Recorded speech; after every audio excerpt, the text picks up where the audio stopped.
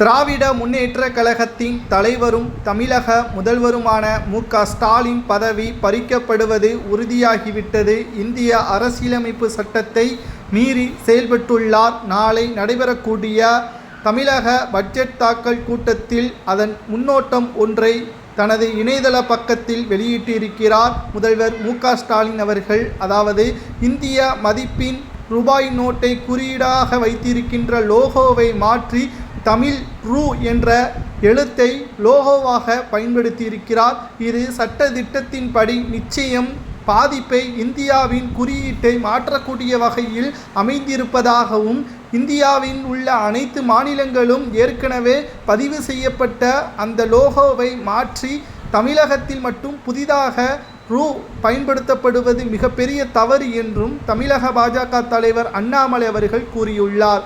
ஹிந்தியை ஒழிப்பதாக நினைத்துவிட்டு, மும்மொழி கொள்கையை எதிர்ப்பதாக நினைத்துவிட்டு, தமிழர் கண்டுபிடித்த அந்த ரூபாய்க்கான சின்னத்தின் லோகோவை தமிழகம் புறக்கணிப்பது, மற்ற மாநிலங்கள் ஏற்றுக்கொள்வது தமிழகத்தை அவமானப்படுத்துவதாக மாறுகிறது என்றும், முதல்வராக இருப்பதற்கு ஸ்டாலினுக்கு தகுதியே கிடையாது என்பதற்கேற்ப தற்பொழுது அண்ணாமலை அவர்கள் இணையதளத்தில் பதிவு ஒன்றை செய்துள்ளார். நாளை நடைபெறக்கூடிய பட்ஜெட் தாக்கல் கூட்டத்தில் எல்லோருக்கும் எல்லாம் என்ற ஒரு வீடியோ ஒன்றை எக்ஸ் தளத்தில் மு.க. ஸ்டாலின் அவர்கள் பதிவு செய்திருந்தார். மும்மொழி கொள்கையை எதிர்த்தும் மும்மொழி கல்வியை எதிர்த்தும் ஸ்டாலின் அவர்கள் இதை முன்னோட்டமாக வெளியிட்டதாகத்தான் நம்மால் பார்க்க முடிகிறது. சரி, இதற்கும் ஹிந்தி ஒழிப்பதற்கும் என்ன சம்பந்தம் என்று அவர்களை கேட்டால் மட்டும்தான் தெரிய வரும். ஏனென்றால் இந்தியா என்பது ஒருங்கிணைந்த ஒரு கண்டம்.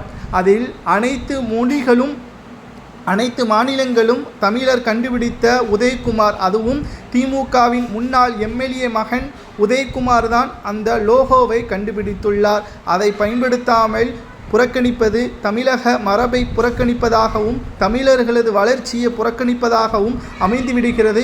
இவர் முதல்வர் பதவியிற்கே தகுதி இல்லாதவர் என்பதற்கேற்ப பலரும் இணையதளங்களில் கருத்துக்களை பதிவு செய்து வருகிறார்கள். மு.க. ஸ்டாலின் அவர்கள் 4 ஆண்டுகால பட்ஜெட் கூட்டத்தொடரில் என்ன சாதனை செய்தார்?